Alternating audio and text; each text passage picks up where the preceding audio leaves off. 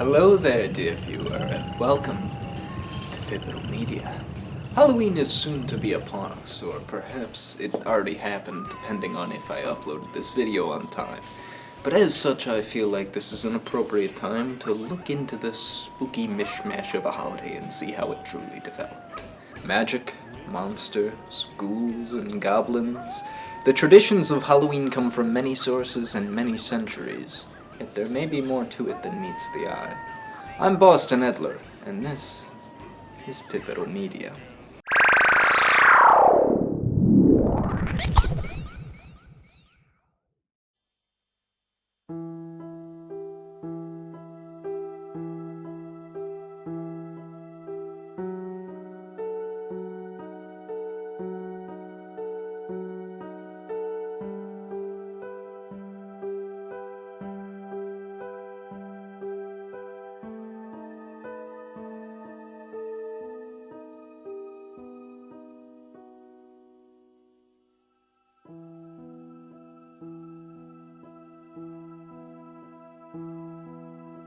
Halloween has not always been the spooky joyride that we know and love today.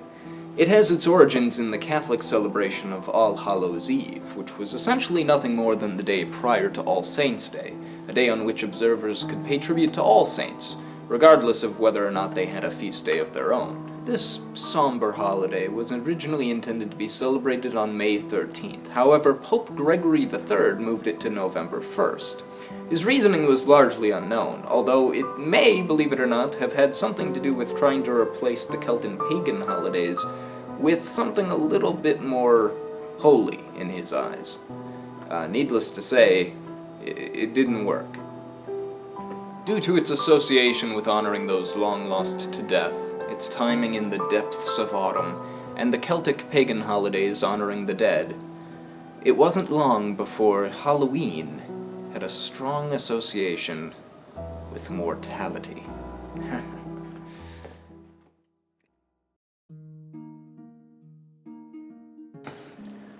While the name comes from the Catholic observance of All Hallows' Eve, many of the traditions associated with Halloween come from the Celtic festival of Samhain, which I definitely did not pronounce correctly. To the Celts, this festival marked the beginning of the winter season, a time in which nature itself seemed to shrivel away and die. This was a time in which the mortal world and the afterlife itself were merged together. Spirits would be resurrected and would seek vengeance if not appeased. The ancient Celts would often wear masks or disguises to protect themselves from any evil spirits that might be after them. Meanwhile, the poor and destitute would often go from home to home and beg for money or soul cakes, a traditional food made for the night's festivities. In medieval times, the costumes were a protection, a warning to evil spirits to back off, or at least to mistake them for one of their own. Of course, the disguises and the beggars developed into one of the most recognizable aspects of Halloween: trick-or-treating. Nowadays, children across the globe delight in trying to find as much candy as they possibly can in one night. After all, it seems to be the one night that parents give a little bit more leeway on candy privileges.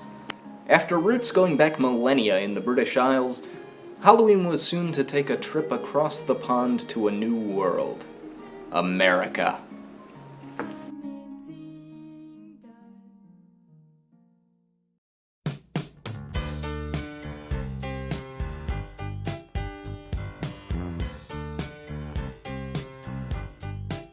After a few centuries of Halloween being frowned upon stateside, an unprecedented influx of Irish immigrants flooded in, bringing many of their customs and practices with them. One such custom was a certain holiday we all know and love, and I'll give you one guess what it was. St. Patrick's Day. Halloween!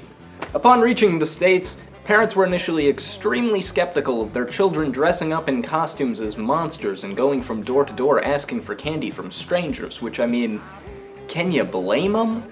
Anyway, by the end of the 1950s, the Stars and Stripes had completely embraced Halloween's spooky agenda. And by completely embraced, I mean we just commercialized the heck out of it. It wasn't long before companies took notice of Halloween, and after that, the holiday's traditions expanded tenfold.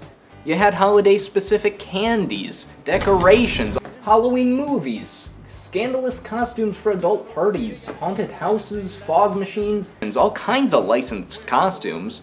I mean, heck, you got Pickle Rick, Emoji Movie, Vision. Who wants to be Vision? I mean, I guess some kid does. Good for that kid. Today, like nearly everything else in our information age world, Halloween has made the jump online. Spooktober is celebrated with tons of original productions, memes, and other things that would have been unbearably niche a few decades ago, but now are the mark of a generation. I'd argue that in today's global world, Halloween is more popular than ever. Nowadays, you can get in VR and have a horror-themed RP session with people from around the world. And I'm sure the future will only bring more innovations. Thanks for coming along with me on this spooky joyride. It was a lot of fun to make, and I'm sorry it couldn't be longer, but I hope you had fun too. I'm hoping to do more documentary-style videos like this in the future, hopefully a little longer and more polished. So if you liked this video, be sure to, like the video. Anyway, thanks for watching. I'm Boston Edler, this is Pivotal Media, and that's the moral of the story.